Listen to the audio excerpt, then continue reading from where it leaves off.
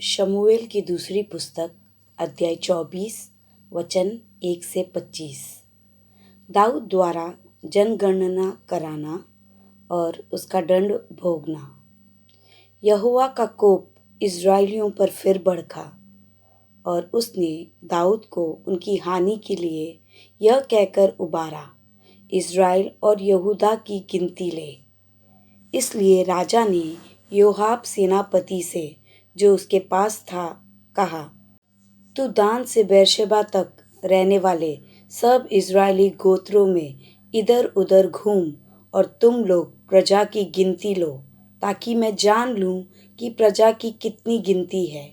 योआब ने राजा से कहा, प्रजा के लोग कितने भी क्यों न हो, तेरा परमेश्वर यहोवा उनको 100 गुना बढ़ा दे और मेरे प्रभु राजा इसे अपनी आंखों से देखने भी पाए। परंतु हे मेरे प्रभु, हे राजा, यह बात तू क्यों चाहता है?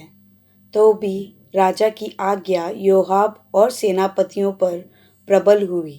अतः योआब और सेनापति राजा के सम्मुख से इज़राइली प्रजा की गिनती लेने के लिए निकल गए।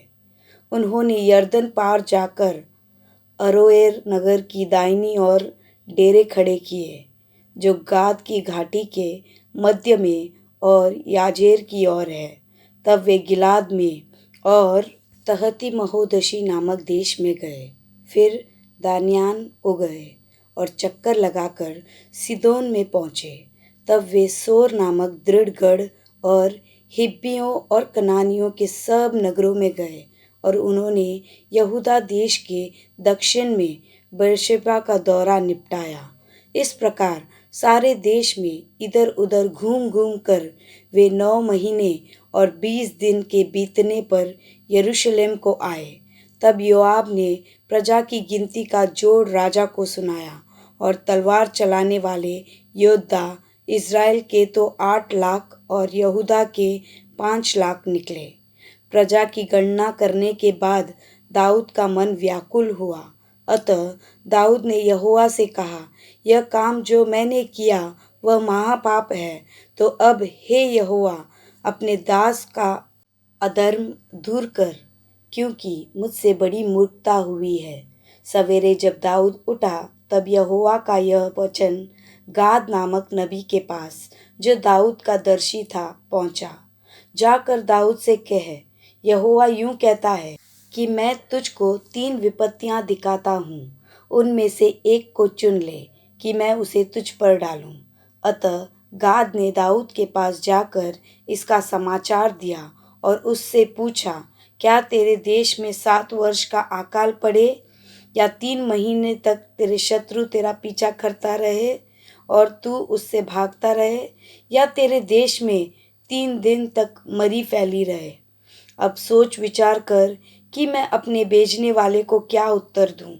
दाऊद ने गाद से कहा, मैं बड़े संकट में हूँ, हम यहोवा के हाथ में पड़े, क्योंकि उसकी दया बड़ी है, परंतु मनुष्य के हाथ में मैं न पड़ूंगा।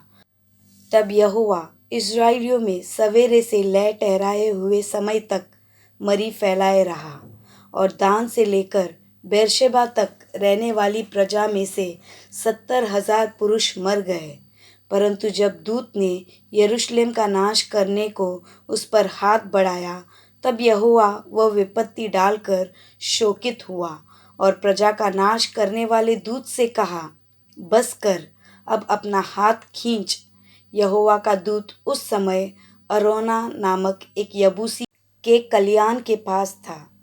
जब प्रजा का नाश करने वाला दूत दाऊद को दिखाई पड़ा, तब उसने यहोवा से कहा, देख, पाप तो मैं ही ने किया और कुटिलता मैं ही ने की है, परंतु इन भेड़ों ने क्या किया है? इसलिए तेरा हाथ मेरे और मेरे पिता के घराने के विरुद्ध हो। उसी दिन गाद ने दाऊद के पास आकर उससे कहा, जाकर अरौना यबूसी के कल्याण में यहोवा की एक वेदी बनवा। अतः दाऊद यहोवा की आज्ञा के अनुसार गाद का वह वचन मानकर वहाँ गया और अरौना ने दृष्टि करके दाऊद को कर्मचारियों समेत अपनी ओर आते देखा।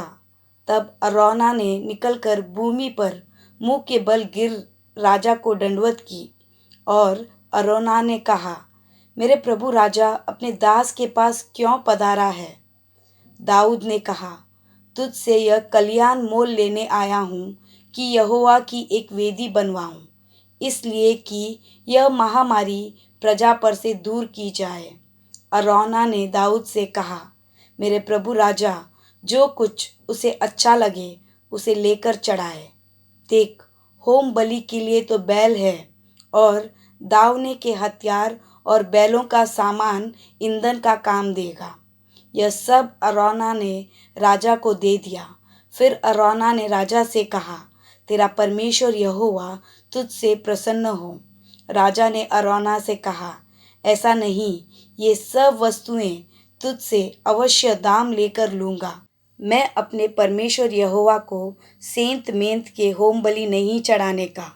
अतः दाऊद ने खलियान और बैलों को चांदी के 50 शेकेल में मोल लिया।